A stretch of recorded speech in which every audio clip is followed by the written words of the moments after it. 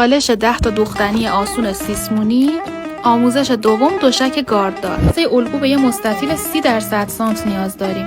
طبق اندازه‌های فیلم یه مربع 15 × 15 از این قسمت خالی می‌کنیم.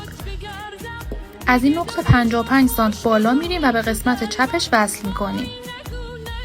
از این نقطه خطکش رو میچرخونیم و 15 سانت رو علامت میزنیم. گوشه سمت راست هم به صورت گرد برش میدیم. حالا الگوی ما به صورت نیمه آماده.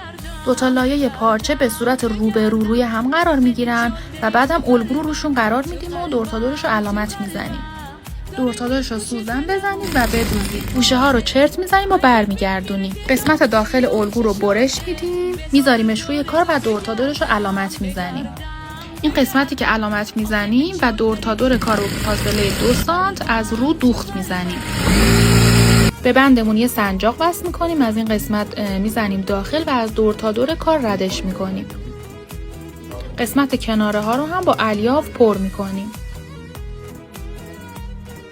حالا اون قسمت وسط الگو رو روی پشم شیشه قرار میدیم و یه کمی کوچیک‌تر از سایز الگو برش میدیم و داخل این قسمت دوشک قرارش میدیم.